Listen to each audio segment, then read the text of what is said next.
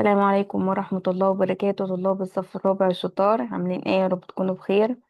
اتعرفنا في الدرس الأول من الوحدة الأولى على الحواس الخمس the five senses. تعالوا النهاردة في الفيديو ده نحل على الدرس الأول من كتاب المعاصر. يلا بينا. الدرس الأول دايما بيكون في تدريبات، بيكون عبارة عن نص استماع. أنا بسمعه وبركز في كل كلمة، كل جملة أنا بسمعها، وأبدأ أحل بناء على الكلام اللي أنا سمعته ده هينمي عندي مهارة الاستماع. طيب، هقرأ نص الاستماع وتركزوا معايا في كل حاجة أنا بقولها. نص الاستماع بيقول: Today we learned about our senses at school. Mrs. Mona is our science teacher. We will learn about amazing senses today. Senses help us understand the world around us. Our senses are like sight, hearing, and smell. ده نص الاستماع، بيبقى عبارة عن فقرة صغيرة خالص. طيب، number one, we learned about our A at school today. احنا اتعلمنا عن ايه في المدرسة النهاردة؟ طبعا about our senses، الحواس بتاعتنا. Mrs. منى is our E teacher. هي Mrs. منى هي مدرسة مادة ايه؟ طبعا في نص الاستماع اللي ركز معايا يعرف ان انا قلت ان هي science teacher، يعني مدرسة علوم. Number three, we will learn about amazing. احنا هنتعلم عن ايه؟ عن amazing senses، الحواس الرائعة. senses، الحواس دي يا ترى help us، هي بتساعدنا ان احنا ايه؟ نعمل ايه؟ the world around us، ان احنا نفهم العالم من حوالينا. طيب، نفهم يعني ايه او يفهم يعني ايه؟ understand. ده اول سؤال. السؤال التاني choose، يعني اختر.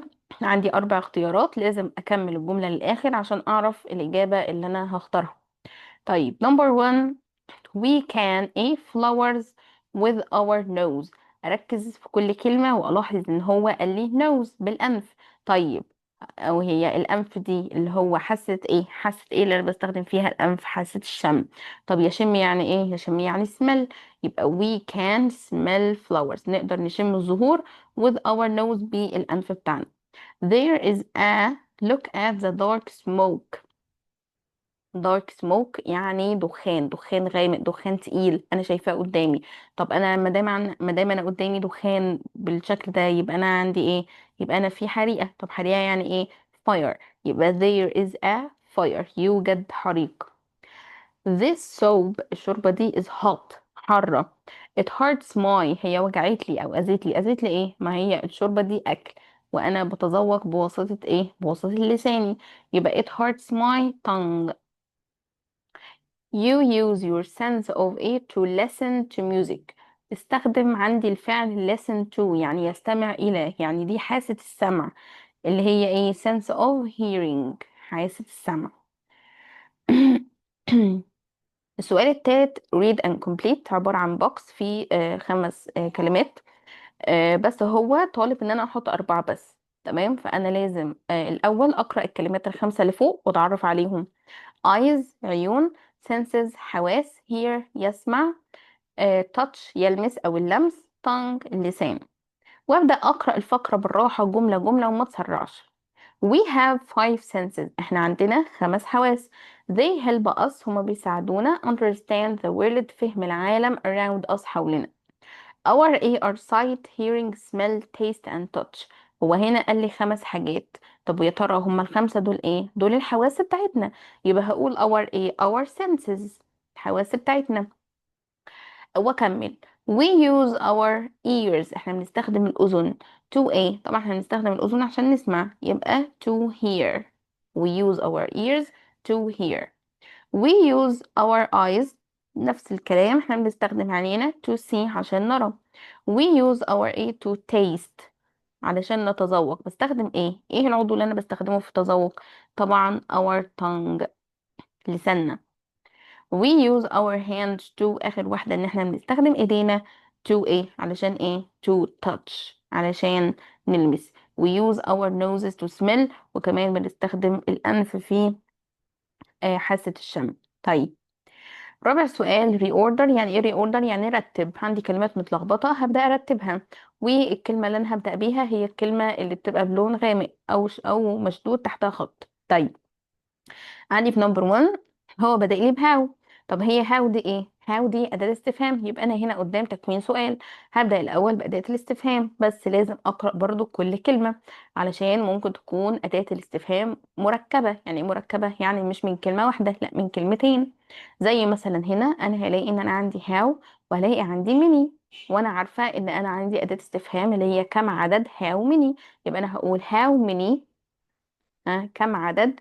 كم عدد how many دايما يجي بعدها الحاجة اللي أنا بسأل عنها أو اسم جمع. يبقى how many إيه؟ كم عدد إيه؟ كم عدد how many senses؟ كم عدد الحواس.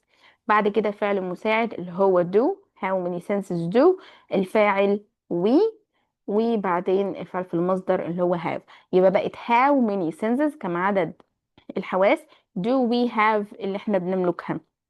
نمبر 2، عندي دي جملة هي بادئة ب I ضمير المتكلم أنا. طيب هقول I، عندي ده الفاعل. فين الفعل؟ عندي فعلين touch و can. مين يجي الأول؟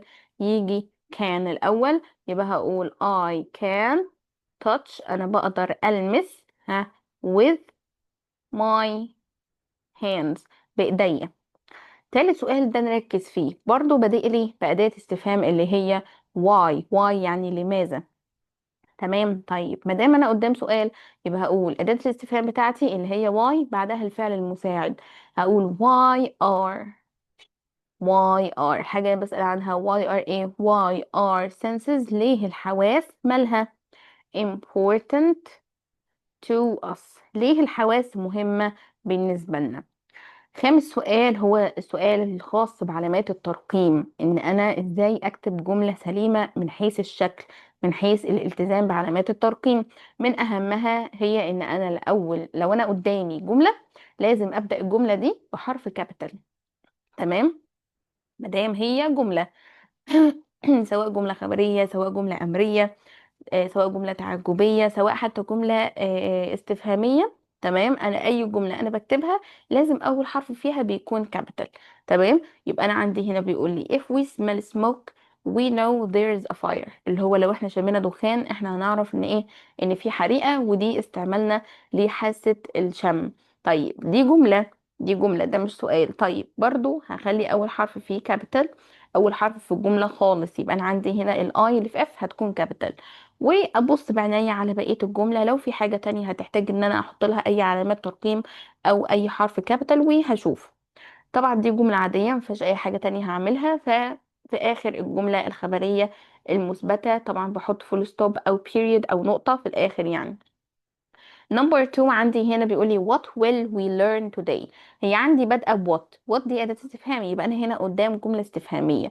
برضو بخلي اول حرف فيها بيكون كابيتال، تمام، اللي هو حرف ال W. تمام. طيب what will we learn today؟ مفيش اي حاجه في نص السؤال او نص الجمله تستدعي ان انا اعدلها. طيب السؤال بيكون اخره ايه؟ بيكون اخره طبعا question mark اللي هي علامه استفهام. يبقى انا هنا اركز كويس جدا في السؤال ده علشان ما اغلطش لان هو مهم. وطبعا علامات الترقيم احنا بقى بنتحاسب عليها برضو في السؤال اللي بعد كده اللي هو سؤال الباراجراف، اللي هو القطعة اللي انا بكتبها من 18 ل 24 كلمة باستخدام 3 كلمات هو بيديهم لي. تمام. وطبعا ببص على العنوان اول حاجة. العنوان بيقول لي اتكلم عن our senses، الحواس بتاعتنا.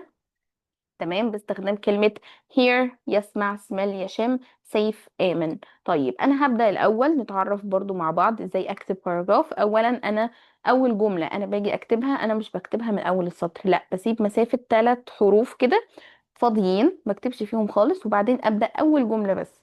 تمام. هي اللي انا اعمل فيها الموضوع ده.